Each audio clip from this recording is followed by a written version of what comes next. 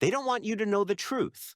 The service writers at the dealership, the corporate memos, the fancy little sticker they put on your windshield, a lot of it is designed not to make your car last, but to make their service department profitable. I've seen it from the inside. I've seen good mechanics get sidelined for being too honest, and slick talking service writers get promoted for selling people services they don't need. I even saw one kid get fired for trying to sell a throttle body cleaning on a car with less than 5,000 miles on it. The customer was smart. He called him on it. But most people aren't so lucky. Most people just trust the guy in the polo shirt. They trust the brand. And that trust is costing them thousands. And it's sending perfectly good cars to the scrapyard a decade before their time. But what if I told you that getting your car to 300,000 miles or more isn't about luck? It's not about buying some mythical bulletproof brand. It's about discipline. It's about ignoring the dealership's convenient lies and understanding the brutal mechanical truth of what your car actually needs to survive. For the next few minutes, I'm going to be that honest mechanic for you. I'm going to tell you the things that will make service managers angry, but will save you a fortune and keep your car on the road long after your neighbors have traded theirs in. The first and biggest lie is the one you see most often, the 10,000, sometimes even 15,000 mile oil change. It sounds great, doesn't it? Fewer trips to the shop, less money spent, more convenience. It's the perfect marketing tool, but it's a slow motion death sentence for your engine. Let me introduce you to a term the auto industry doesn't like to advertise: severe service. It sounds like you're hauling lumber through the desert or racing on a track. But do you know what qualifies as severe service? Frequent short trips, stop and go traffic, driving in hot or cold weather. In other words, the daily life of about 90% of drivers out there. A study just this year from the American Automobile Association confirmed what honest mechanics have known for decades. The majority of drivers fall squarely into that severe service schedule. John Paul, who is AAA's car doctor, put it perfectly. He said, and I'm quoting here, "Forget the sticker on your windshield and the owner's manual for a moment. Look at how you actually drive. If you're a city dweller making short trips, you are the severe service schedule. Ignoring that is a slow motion death sentence for your engine." He's not exaggerating. I had a customer come in just last month complaining of a little ticking sound, just a faint tick, tick, tick at idle. He'd been following his dealer's 10,000-mile oil change schedule religiously. He thought he was doing the right thing. That ticking sound was the sound of an engine starved for proper lubrication. The oil had completely broken down. By the time he brought it to me, the damage was done. We had to do a full engine teardown. That little ticking sound turned into a $4,000 bill, a bill that could have been prevented with a few extra $40 oil changes. The problem is especially bad with modern GDI, or gasoline direct injection engines. They're in almost every new car because they're more efficient, but they have a dark side. Research from the engineering firm FEV showed that in these engines, fuel can dilute the oil and decrease its viscosity, its thickness and ability to protect by over 30% in just 3,000 miles. Think about that. By the time you're a third of the way to your recommended oil change, your oil could have the protective properties of water. This happens because the fuel is sprayed directly into the cylinder, and some of it inevitably seeps past the piston rings and mixes with your oil. On short trips, the engine never gets hot enough to burn off that fuel and other contaminants. So the oil gets thinner and thinner, while at the same time, sludge starts to form because the oil's detergents are completely overwhelmed. It's a vicious cycle. That's why the 3,000 to 5,000 mile oil change isn't old school thinking. It's modern engine survival. Don't listen to the sticker. Listen to your engine. $40 now beats $4,000 for a rebuild every single time. Now, let's move from the engine to the transmission and talk about what is, without a doubt, the most profitable lie in the entire automotive industry: the concept of lifetime fluid. When you see lifetime or filled for life on a spec sheet for your transmission or your differential, you need to understand whose lifetime they're talking about. And I'll give you a hint. It's not yours and it's not your car's. They are talking about the lifetime of the warranty period.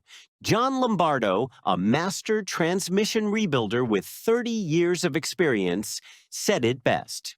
He was quoted in a trade magazine saying, "Lifetime fluid is the most profitable lie in the automotive industry." The lifetime they're talking about is the warranty period, not the life of the car. Heat is the enemy, and that fluid cooks just like anything else. He is absolutely right. Heat is the great destroyer of transmissions. Every time you accelerate, every time you tow something, every time you're stuck in traffic, the fluid in your automatic transmission is heating up. Over time, that heat breaks the fluid down. It shears the molecules, burns off the detergents and friction modifiers, and it turns from a clean, slick lubricant into a dark, gritty, useless sludge. I want you to think about the story of a woman I read about on a Honda owners forum. It's a story I've seen play out in my own shop dozens of times. She had a 2018 Honda Pilot, a good, reliable vehicle. She followed the manufacturer's advice to the letter. She was told the transmission fluid was lifetime fluid, no need to change it. She felt good about it, like she was driving a modern, low-maintenance machine. Then at 105,000 miles, just 5,000 miles after her powertrain warranty expired, it started. First, it was a little shudder when shifting. Then it became a violent slip. The engine would roar, but the car would barely move. It felt like the heart of the car was giving out. She limped it to the dealership, the same people who told her not to worry about the fluid. They took a look and came back with a straight face and a quote for $8,200 for a replacement transmission. $8,000. They told her the fluid had completely broken down and destroyed the internal clutch packs. It was cooked. She did exactly what they told her to do, and her reward was a repair bill that was probably more than the car was worth. That's the lifetime fluid promise in action. Don't fall for it. For an automatic transmission, you should be doing a drain and fill every 30,000 to 60,000 miles.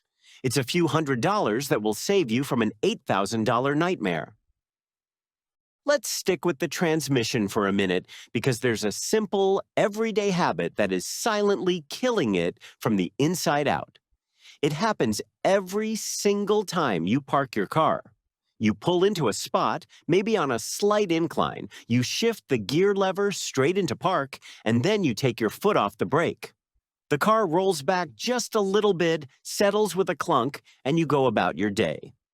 It seems harmless, right? It's what everyone does. But what you're doing is putting the entire weight of your vehicle, 3, 4, sometimes 5,000 pounds, on a single tiny piece of metal inside your transmission. This piece is called the parking pawl. It's a little pin, often no bigger than your finger, that slots into a gear to stop the car from moving. When you let the full weight of your car rest on that pawl, you are putting an incredible amount of stress on it. And on the transmission case, it's bolted to. Over time, that constant pressure can cause the pawl to deform, to get chipped, or in the worst case scenario, to shear right off. If that happens, you'll get in your car one day, try to shift out of park, and it will feel locked solid. Or you'll hear a sickening metallic crack and the car will start rolling. Fixing it isn't a small job. It requires a full transmission teardown, a repair that starts at around $2,500 and goes up from there, all because of a lazy habit. The correct way to park is simple, and it takes the stress off that tiny pawl and puts it where it belongs, on your brakes. Just follow this sequence. 1. Pull into your spot and, while your foot is still firmly on the main brake pedal, shift the car into neutral. 2. With your foot still on the brake, engage your parking brake, the handbrake, or the foot pedal. Engage it fully. 3. Now, release your foot from the main brake pedal.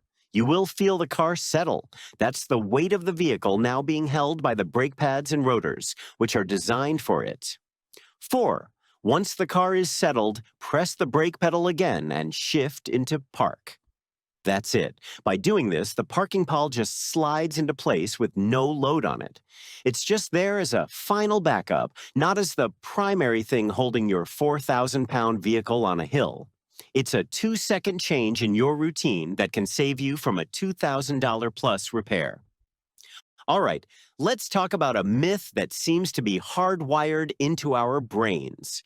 The idea that shutting off your car and restarting it is hard on the engine and wastes a ton of gas. We've all been there, waiting in a long drive-through line or picking someone up, and we leave the engine running because we think it's better than turning it off and on again.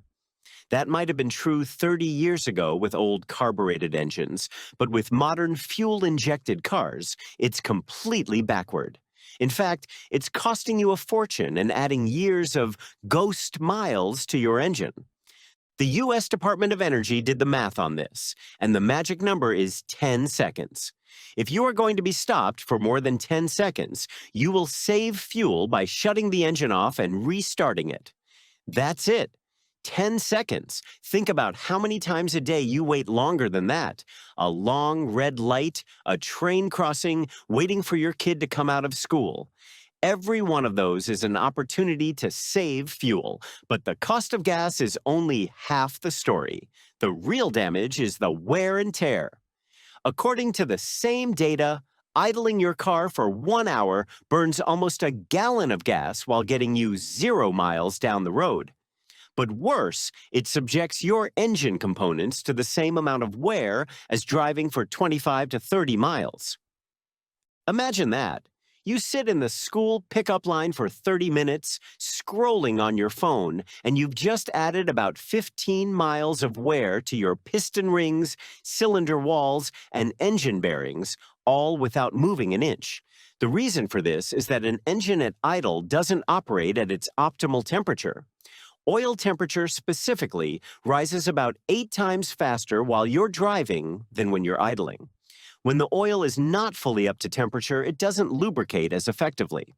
Water condensation and unburned fuel don't get a chance to burn off, and they end up contaminating that oil, contributing to the sludge we talked about earlier. So the next time you're going to be stopped for more than 10 seconds, turn the key. Don't let your car age itself to death while it's sitting still. Here's another one I see all the time, a mistake that starts with good intentions but ends with a hefty repair bill. It happens at the gas pump. The pump clicks off, signaling the tank is full, but you know you can squeeze a little more in there. So you keep clicking it, trying to round up to the next dollar or get just a little more range. You might get another 50 cents worth of gas in there, but you could be setting yourself up for a $1,200 repair. I had a customer, a woman from California, who came into a shop I know because her car had failed its smog test. She was frustrated. It was a newer car, well-maintained, and she couldn't figure out what was wrong. The mechanic asked her about her refueling habits, and she admitted she always liked to top off the tank to the very brim. That was the smoking gun. Every modern car has something called an EVAP system, or an evaporative emission control system. A key part of it is a charcoal canister. You can think of it as your car's lungs. Its job is to absorb gasoline vapors from the fuel tank so they don't escape into the atmosphere. The system is designed to handle vapor, not liquid fuel. When you keep clicking that pump after it shuts off, the excess gasoline has nowhere to go but into the EVAP system, flooding that charcoal canister with raw fuel. You're essentially waterboarding your car's emission system. That's exactly what happened to this woman. Her canister was completely saturated. It couldn't do its job, which is why she failed the smog test. To fix it, the mechanic had to replace the canister and purge all the lines. The bill came to over $1,200. All that just to squeeze in an extra quart of gas. So please, when the pump clicks, stop. Your car and your wallet will thank you. Of all the gauges on your dashboard, there is one that is more important than all the others. It's not the speedometer. It's not the fuel gauge. It's the temperature gauge. Ignoring that little needle for even a few minutes can lead to the single most catastrophic and expensive engine failure you can have. I had a guy bring his Toyota Tacoma to me a few years back. Tough truck. He was driving on the highway and noticed the temperature gauge creeping up into the red. He figured he was only about 10 minutes from his exit, so he'd just deal with it then. He thought, what can happen in a few minutes? Well, in those few minutes, he cooked his engine. By the time he pulled into my shop, with steam pouring out from under the hood, the damage was irreversible. He had blown his head gasket.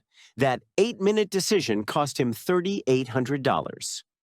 Modern engines are built with a mix of metals, usually an iron block and aluminum cylinder heads. Aluminum is great because it's lightweight, but it has a weakness. It can't take the heat. Modern aluminum heads can begin to warp at just 230 degrees Fahrenheit. That's not much hotter than boiling water. When the head warps, even a tiny bit, it breaks the seal between it and the engine block, and that's a blown head gasket. This usually happens because of a failure in the cooling system, and the root cause is often neglected coolant. Coolant, or antifreeze, does more than just keep your engine from freezing in the winter. It contains corrosion inhibitors. Over time, these inhibitors wear out and the coolant becomes acidic. It literally starts to eat your engine from the inside out, corroding metal gaskets and creating little bits of sediment. This sediment then flows through the cooling system and clogs up the tiny, narrow passages inside your radiator and your heater core. With these passages blocked, the coolant can't flow properly, the engine can't dissipate heat, and the temperature gauge starts to climb. What that Tacoma driver didn't realize is that the gauge wasn't a suggestion. It was a final warning.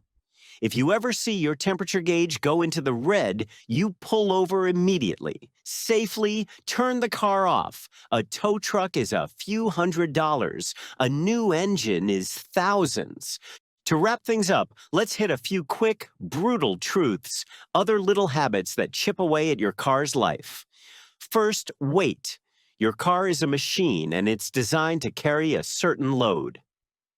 I had a crossover owner who used his vehicle like a work truck, hauling around 800 pounds of tools every single day. He came in complaining of clunking noises and a rough ride. We put it on the lift and his suspension was completely shot. Bushings were destroyed, ball joints were loose. It was a $1,400 suspension job. Every extra 100 pounds you haul around doesn't just hurt your gas mileage, it adds immense stress. During a hard stop, that extra 100 pounds can translate into 1,000 pounds of extra force on your brakes and suspension components. Unload the junk from your trunk. Speaking of brakes, stop driving like you're in a Fast and Furious movie. Every panic stop, every hard brake hits your brake rotors with heat spikes of over 1,200 degrees Fahrenheit. Do that enough and you'll warp the rotors, leading to that pulsating, shaking feeling you get in the pedal. Drive smoothly. Anticipate your stops. It's not just safer, it saves your brakes. And for those of you still driving a manual, get your foot off the clutch pedal. Riding the clutch, even resting your foot on it, prevents it from fully engaging. It's constantly slipping, burning away the friction material. That's a $1,500 repair for one lazy habit, which can quickly turn into a $2,800 transmission teardown if you ignore it. And finally, a simple one: battery corrosion. AA roadside assistance data shows that battery and electrical failures are the #1 reason people get stranded. I once had a woman towed to the shop who had just been to another garage that told her she needed a new $900 starter. Her car wouldn't start, it just clicked. I popped the hood, saw the fuzzy green and white corrosion all over her battery terminals, cleaned it off with a wire brush and a $5 chemical spray, and the car started right up. She almost spent $900 because someone was too lazy to check the most obvious thing first. Check your terminals. Keep them clean. So there you have it. The truth isn't complicated. It's not about expensive additives or dealership magic. It's about fighting against the convenient lies the industry tells you. It's changing your oil based on how you drive, not on their schedule. It's servicing your lifetime fluids. It's using your parking brake correctly, turning your engine off when you're stopped, and not topping off your gas tank. It's about respecting that temperature gauge and not treating your car like a storage unit. Your car's longevity is in your hands, not theirs. Now you have the knowledge. The rest is up to you.